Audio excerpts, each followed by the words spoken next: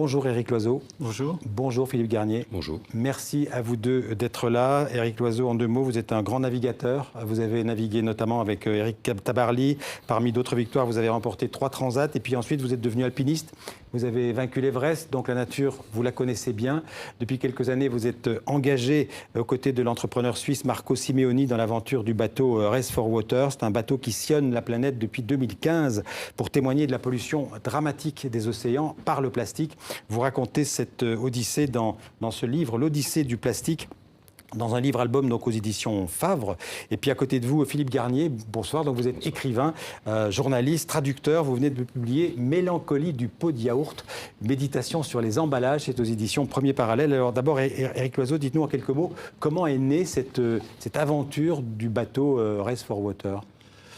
Cette aventure est née par l'intermédiaire de son créateur de la fondation, et qui est un entrepreneur suisse, Marco Simeoni, qui a décidé à un moment qui faisait beaucoup de bateaux. On voit des images de très beaux bateaux. Ouais. Oui, et qui a décidé à un moment de consacrer sa fortune à la protection de l'eau, et en particulier le problème de la pollution plastique des océans.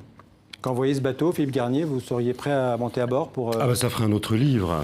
Ça serait l'autre versant des choses. Ouais. Moi, je me suis intéressé finalement aux quelques instants qui provoquent la catastrophe. C'est-à-dire le moment où on est séduit par les emballages et on les envoie à la poubelle. Ouais. Et je médite sur cette étrangeté qui est devenue notre vie. Ces emballages qu'on retrouve dans l'océan. Exactement. Ouais.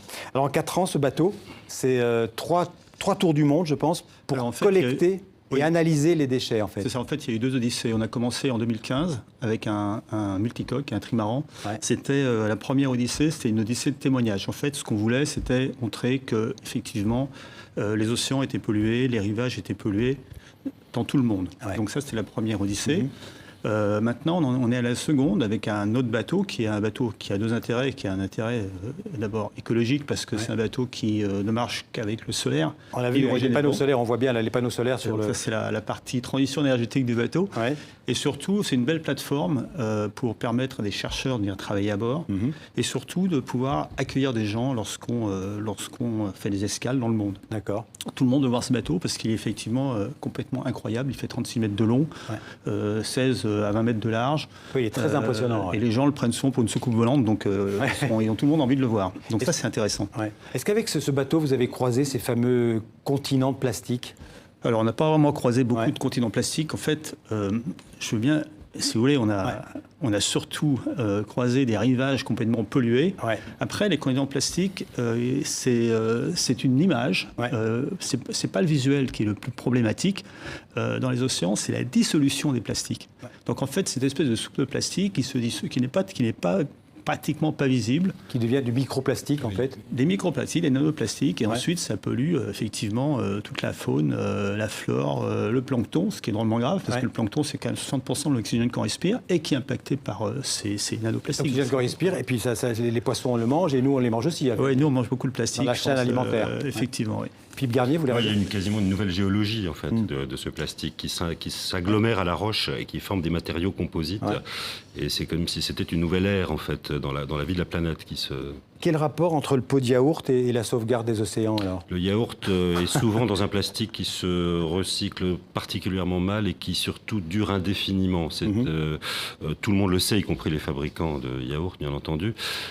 C'est exactement le petit objet banal qui ne fait pas peur du tout, qui est plutôt rassurant, familier, et qui en fait présente les plus grands dangers. En fait, ce livre est exactement à la charnière de quelque chose qui a un peu de charme, qui sont les petits emballages quotidiens, qui ne sont pas non plus d'immenses plaisirs, mais enfin qu'on considère avec sympathie.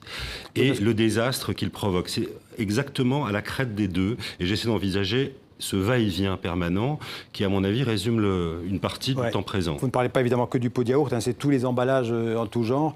En fait, c'est le symbole par excellence de notre société de consommation. Oui, il y a une part de tragédie parce qu'en fait, l'emballage mobilise beaucoup d'intelligence, de talent depuis très longtemps. Ce sont des objets sur lesquels il y a beaucoup de savoir-faire qui séduisent, etc., mais qui fabriqués en telle quantité et ayant conquis tant d'espace qui sont devenus une pure calamité. Ouais.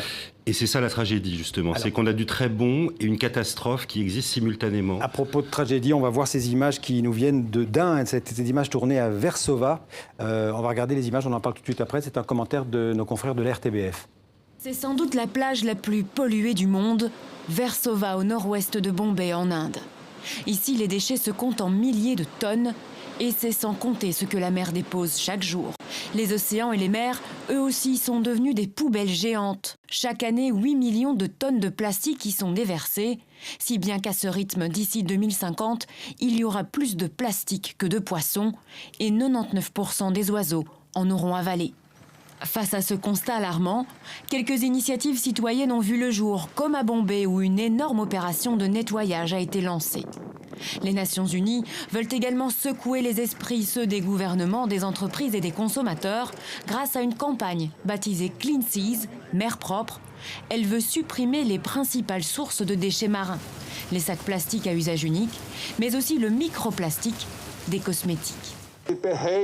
C'est aussi souple que du plastique, mais ça n'en est pas parce que c'est fabriqué à partir de manioc d'Indonésie et pas à partir de pétrole. C'est un exemple typique de produit que nous devons commercialiser à la place de vieux sacs plastiques. Alors ces images avaient été tournées en 2017, depuis lors la plage là a été nettoyée, c'est un exemple parmi d'autres. Hein. Oui, mais en fait des plages comme ça, nous on en a trouvé plein en Indonésie, récemment on était du côté de Jakarta, ensuite c'est la même chose, c'est partout pareil si vous voulez. Un peu moins chez nous, parce qu'on a plus de moyens de recyclage. Alors le problème des emballages, c'est que d'abord, on se demande pourquoi à un moment. Est-ce que c'est dans notre société de no risque, donc effectivement on emballe tout pour pas... Le problème c'est qu'on emballe chez nous, mais dans les pays émergents, on retrouve le même type d'emballage. C'est complètement incroyable quand même que au Fidji, par exemple, sur un marché local, on trouve des bananes emballées au plastique. On se demande, on pense qu'il y a des lobbies importants. On dit que 80% du plastique viennent des pays d'Asie. Oui, parce que ça, c'est bien sûr, mais c'est aussi, il faut bien voir une chose, c'est que ça, c'est quelque chose qu'on vient de découvrir et qui est vraiment caché, c'est que nous, en plus, nos déchets, on les envoie là-bas. On les vend pour qu'ils soient recyclés. Ils ne sont pas recyclés, donc c'est un vrai enfer. Alors votre méditation sur les emballages, Philippe Garnier, c'est une manière de provoquer le consommateur, même de le culpabiliser un petit peu? Elle est pleine d'humour noir, il y a une ironie, et je crois que dans ce bruit de fond catastrophique dans lequel nous vivons, et heureusement qu'il y a des actions comme celle-là, des reportages, des études chiffrées, tout ce travail qui nous accompagne désormais. Mais on a aussi la part de l'humour noir et de la pure réflexion sur pourquoi, comment tout ça est arrivé. Cet art de plaire, en fait, a finalement provoqué un désastre. Et c'est quand même très paradoxal. Je crois que quand il se passe des choses très graves, on a aussi le droit de prendre son temps pour méditer un peu, pour regarder les choses comme un reflet dans le miroir, le passer dans un rétroviseur à très petite échelle ou sur le temps plus long. Heureusement, les habitudes de consommation, en tout cas dans nos pays, commencent à changer. Il y a beaucoup de commerces en vrac, on n'utilise plus de sacs plastiques. On est quand même plutôt optimiste parce qu'il y a 30 ans, on n'en parlait pas du tout. Il y a 50 ans, encore moins. Alors maintenant, on commence à avoir cette prise de conscience. Et c'est pour ça que moi, je suis content d'avoir ce livre, parce que ce livre, je pense que c'est un livre utile, parce qu'il montre les choses.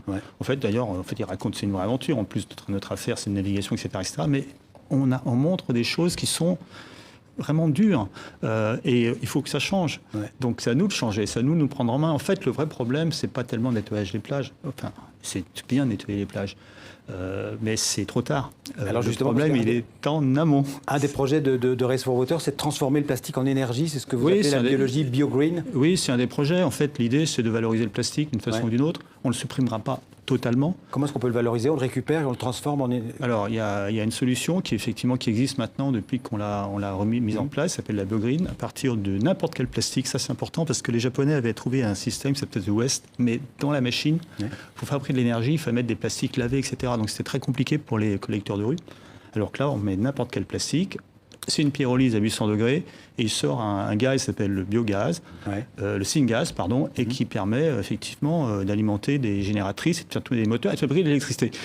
C'est pas forcément un système intéressant chez nous Par contre, dans tous les pays émergents qui soit achètent à prix d'or l'électricité, soit en ont prêtresse, etc., ça c'est un système qui permet non seulement effectivement de supprimer le plastique, de faire travailler les collecteurs de rue, donc de créer une économie parallèle et ensuite de fabriquer de l'électricité sans aucun...